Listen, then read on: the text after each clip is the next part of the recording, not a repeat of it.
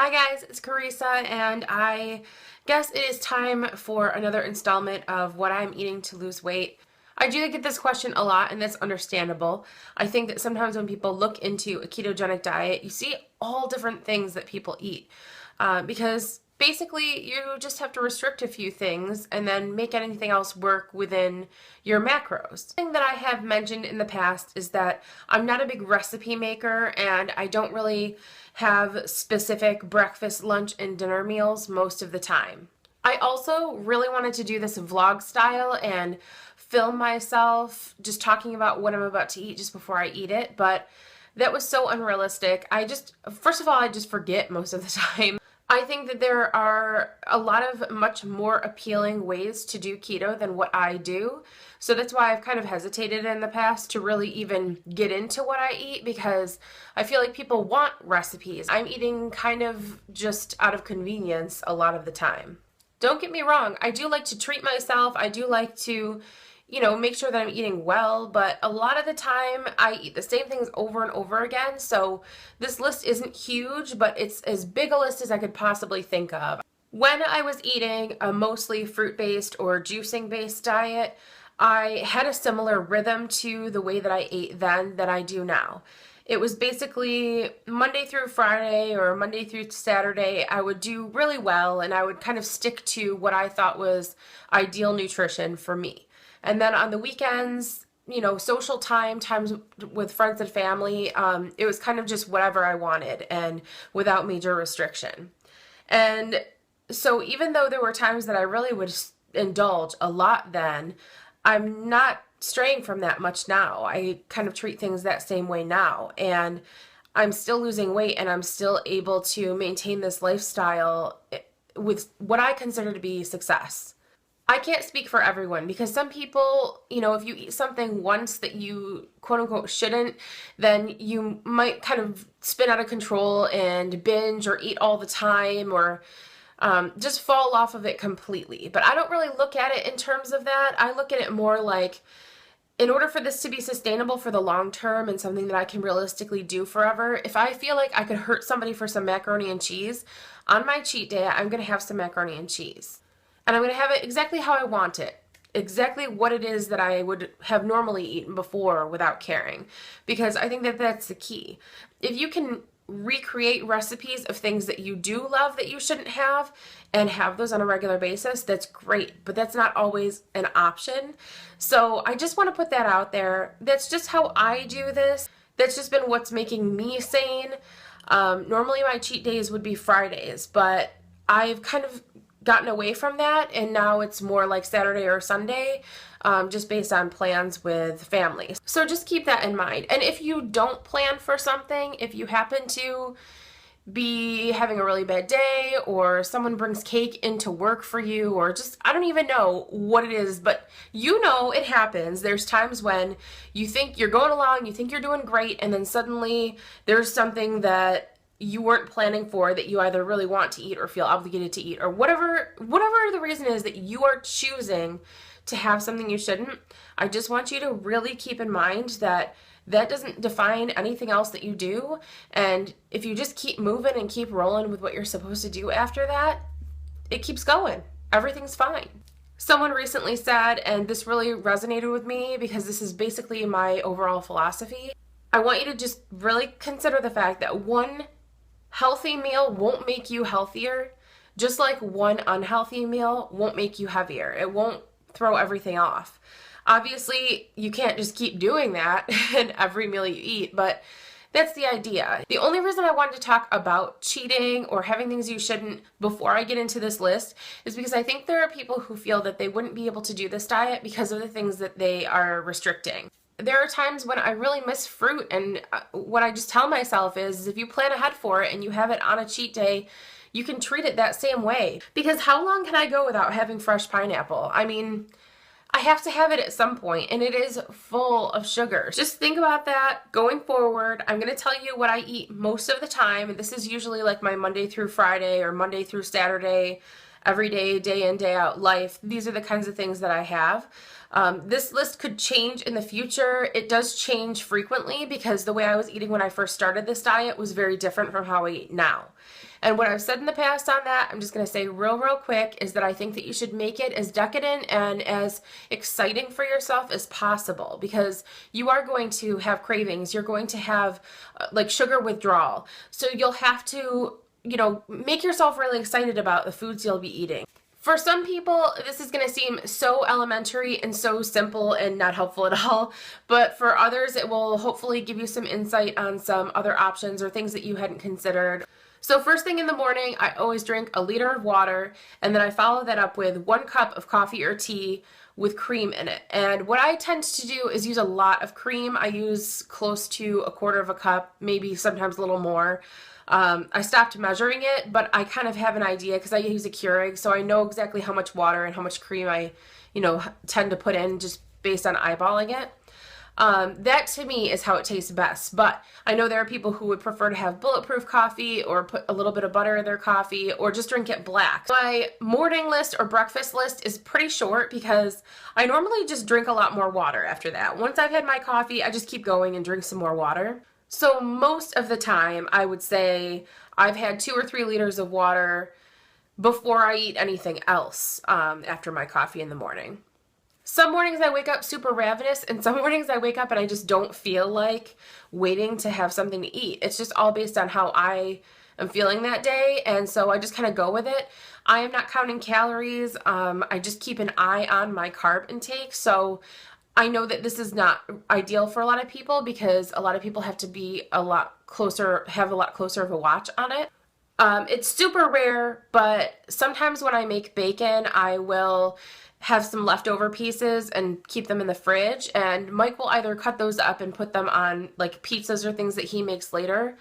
But if there is some mornings I will take a couple of strips and throw them in the microwave for, I don't know, like 30 seconds or a minute or so and eat those. I like my bacon really crispy, and I really prefer it when it's fresh, so I don't do that very often, but almost never do I want to go through the trouble of making bacon in the morning and then having the house stink all day, and so that very rarely happens. Same thing with eggs. I really don't like to cook eggs. I don't even really like how they taste when I make them. So I will usually have hard-boiled eggs if at all for breakfast. This next thing might be kind of controversial because it is a processed food item and it is kind of expensive, but I'm a big fan of the Atkins line of products. Not all of them, not all of them. But there are a few things here and there that I do like to add into my diet on a weekly basis. Usually I'll have something at least once a week. And some mornings when I do wake up really hungry, or if I don't feel like hot coffee, I will use one of those Atkins meal replacement shakes. I'll either pour an entire one of those out into a cup and add some iced coffee to it, and just stir it up and drink it. It's delicious. Or I'll just drink it by itself right out of the container. Just another quick disclaimer is that I feel, from everything that I've read and researched on this diet, you usually want to get to a certain point before you start doing certain things. Like you don't want to start exercising right away, and you don't want to start restricting too much too soon. So my mindset on that is for the first 100 pounds that I have to lose, I'm just going to kind of go with it. I'll have things like that that I will eventually want to cut out, like diet sodas and processed foods, and they'll be a lot more occasional in my life. But for now, for this first 100 pounds, I'm giving myself more leeway, and I'm having things like that are well within the realm of what I'm able to eat. Another thing that I like to have in the mornings, which might sound weird, but to replace electrolytes, a lot of times people will drink broth, like chicken broth or beef broth, and I have done that a lot in the morning. It's almost like having it instead of a tea.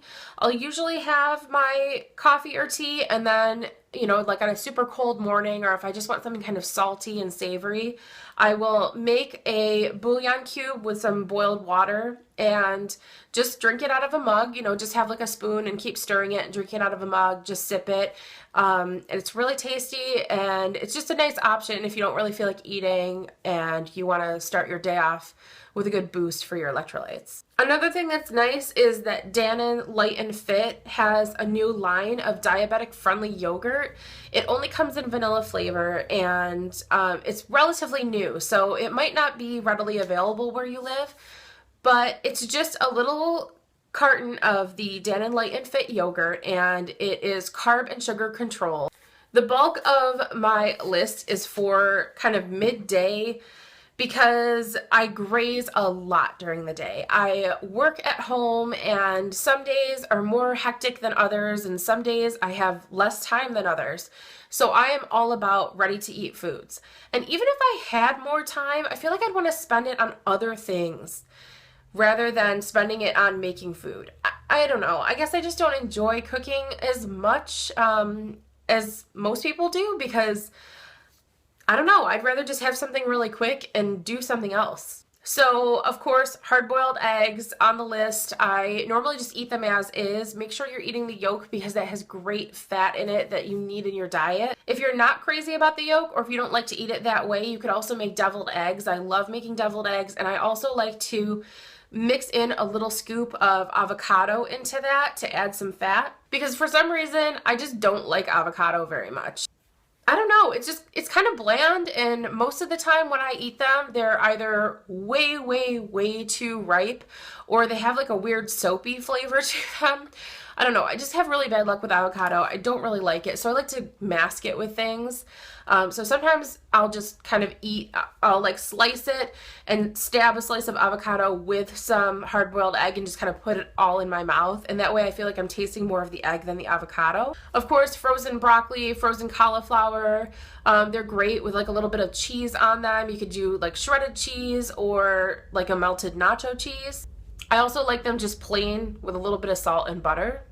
I guess that's not plain. You could always make small Caesar salads. I am weird about salad. If I'm out in public, like if I'm at a restaurant, I'll eat a salad. But when I'm at home, I feel like I'm just eating forever and the salad's not going away. And for some reason, it just bugs me. Like I want to just be done eating. So I like to put it in a wrap. Mission has really good low-carb tortillas because to me, I really miss flour tortillas. I know that there are like whole grain low carb tortillas out there, but that is not what I want. I want the like as close to the authentic flour tortilla as possible. So you can just make up a quick little like Caesar salad. You can throw some chicken in it or some egg, whatever you want, and roll it up in a wrap and eat it like that. Something that I do a lot, which I've been eating these since college, probably since even before then. I used to do this all the time, is a turkey roll up, I guess is what I call it, because it's not really a thing. I take some deli turkey slices, usually 2 or 3. It's usually just like a quick little something that I'm eating. I'll take a couple of those and just squirt a tiny bit of regular yellow mustard on them, roll them up and eat them like that. You can also just roll them up and dip them in some mustard, but I don't know, I don't like to do it that way. For the days that I'm not working or when I'm done with work, I will take the time to make bacon, and I usually do that in the oven. I take a lasagna pan and I layer it with parchment paper and tin foil, and I do it at about 400 or 425 for, I think like 11 minutes is usually good. I don't know, it depends on the bacon. You always have to check it because there's no set time. Like unlike hard-boiled eggs, I have those down to a science. I make perfect hard-boiled eggs that crack easily. I'm really good at it. I'm kind of a snob about it. But bacon, I can't science bacon. I burn it a lot. So I have to really keep an eye on that. What else? String cheese, mozzarella string cheese, or the string cheese that's mozzarella and cheddar together. Mixed nuts. I always love to have mixed nuts, almonds, hazelnuts, peanuts, pistachios, walnuts. Just have a little handful of those. Gives you a little bit of salt, a little bit of crunch. There are also flavored almonds. They have a little bit more sugar in them than a lot of foods that I normally eat during the week. And if I'm not careful, I can get a headache after I eat it just from the sugar. So I have to be careful of those. But I think it's Blue Diamond makes like a habanero barbecue, a salted caramel, coconut. They're all different flavored ones. There's also a honey mustard one. So those work out pretty nicely because it's something that has a lot more flavor to it, but it's just nuts. It's nothing like fancy. Of course, pickles, olives, those are always great. I like to just kind of add those as a little snack with something else, or sometimes I just feel like having a pickle. When I first started, I don't do this so much anymore, but I remembered that when I first started, I did this a lot, so I wrote it on the list. I used to just take a spoon and take a scoop of peanut butter and just slowly eat the peanut butter off the spoon. And that would keep me full for a really long time, and it would kind of satisfy like a sweet craving for me because I really cut back on, I didn't have like any artificial sweeteners or anything like that when I first started. Hot dogs are always good. Just be careful with hot dogs because there is a huge difference from one brand to another or from one kind to another of how many carbs and how much sugar are in them. So just make sure you read all of the packages first, but it's such a nice, easy, convenient thing to have every now and then. And I don't know, it's like a comforting thing because it makes me feel like I'm a little kid again. I'll usually just cut it up and dip it in some mustard. I lately have really been loving making peanut butter and jelly sandwiches. Pepperidge Farm has a low-carb bread. And then Smucker's has sugar-free jams or jellies, whatever. I have the grape and the strawberry. I love the strawberry. And then I add some crunchy peanut butter to that. And that's a really filling midday snack. That's basically my lunch most of the days during the week when I'm working. I just recently reintroduced popcorn into my diet because there are some brands of popcorn, like the pre-popped stuff that comes in bags like potato chips, that have a decent number of net carbs in them compared to others. So you just have to do your research and look because some have more fiber than others, some have less carbs overall. Another thing that I don't eat as much anymore, but that I used to have all the time, is tuna with a little bit of mayonnaise and some walnuts or some almonds. I just mix it all together in a bowl and eat it like that. There are also seaweed chips. They're pretty popular. You can find them most places. They usually come in a little packet that's about this big, and it has a protective plastic container inside, and you'll pull it out and it's filled with little strips of dried and salted seaweed. I also really like raw almonds. I know I talked about nuts a lot and flavored almonds, but those are usually all roasted and salted. And I find a lot of pleasure in just slowly eating a tiny handful of raw almonds. There's something really moist about them and like flavorful and milky and creamy compared to eating a roasted nut. And I feel like I feel like I can appreciate those flavors more and notice them more without having, you know, my tastes have just changed for a lot of things. So a lot of stuff doesn't taste to me how it used to, and I notice and appreciate the flavor of raw almonds a lot more now. Something else that I don't eat as much anymore, but that I feel like I couldn't have made it this far in this ketogenic diet without them, is Quest bars. So if you're not familiar with Quest bars, they are like a protein bar, and they are extremely low in net carbs. They're pretty filling. It was just a nice thing to have. Like I could throw it in my purse, and if I was caught off guard and was really hungry or was away from the house longer than expected, I could eat something like that, and it would keep me from being tempted to have something I shouldn't. The problem is that the longer I've been doing this for, the more I've noticed things about Quest bars that I don't like as much. Okay, so my dinner list is also sometimes like a lunch list, and sometimes I'll eat something like this a little earlier in the day and then I'll eat again later with Mike. Like I said, I don't ever really sit down and have a big, giant, huge meal anymore. So some of these things might sound like, really, you consider that dinner? But yes, that's exactly how this works. CPAC makes some shrimp scampi that's frozen. It's already flavored. All you have to do is put the shrimp in a saute pan and heat it up until it is opaque, and it's done. You can put it over what people call zoodles, which is zucchini noodles. Then I like to pan fry those in butter and either put like a low sugar, low carb tomato sauce on them. But if you make those zucchini noodles, I can't have them raw, and I don't like them if they're just heated in the oven. I have to fry them in butter and then add that shrimp to it, and it's a pretty hearty meal. The Mission low-carb tortilla shells, I like to make quesadillas with those. I'll either take one and just fold it in half with some cheese in the middle, or I'll make a whole one, and sometimes I'll add some chicken strips to it. You also can take those tortillas and slice them like with a pizza wheel and fry them in some coconut oil and put a little bit of salt on them, and you've made yourself some tortilla chips. Then you can dip that in guacamole or nacho cheese, and that's good for like a side of with something. Like if you're gonna make a quesadilla, you could also make those too, but if you're just really craving tortilla chips, it's awesome. We also buy canned chili. It has to be the kind with no beans, and definitely read the labels and get the one with the lowest number of carbs and sugar. But I will get a chili and then put some cheese on top of that and just eat that as is. Or you can heat that up and add it to other things, other ingredients, and make like a chili and cheese wrap or something like that. Another thing that you can do, which I haven't done in a long time, but you can get chicken breast and pound it out pretty flat and make it in a pan. And as you're putting it in the pan, you can melt some cheese on top of it or put some pepperoni, bacon, sauteed mushrooms, and put the lid on to melt the cheese on top of your chicken breast. So when the chicken is done cooking, it'll have all those toppings on it. And of course, of all of the things, Mike and I tend to really love pizza. So all forms of pizza, all ways that you can make it. You can just put cheese and pizza toppings in a pan and put it under the broiler in the oven. You can also melt that in a skillet on top of the stove. You can throw those ingredients in a microwave safe dish and microwave it. There's many ways to make something that tastes a lot like pizza, and we do that pretty frequently. Mike really likes the pizza crusts that are pre-made by the Great Low Carb Bread Company. I purchased those from Nutrition. They have a 2-pack of 7-inch and a 1-pack of 9-inch. My tripod fell over, but I'm done anyway. So that's pretty much it, guys. I'm doing pretty well. I am going to be having done this for 6 months on February 15th, and I'm currently 12 pounds away from my first goal to lose 50 pounds. So I'm really excited about that.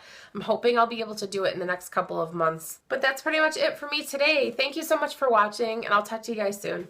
Bye.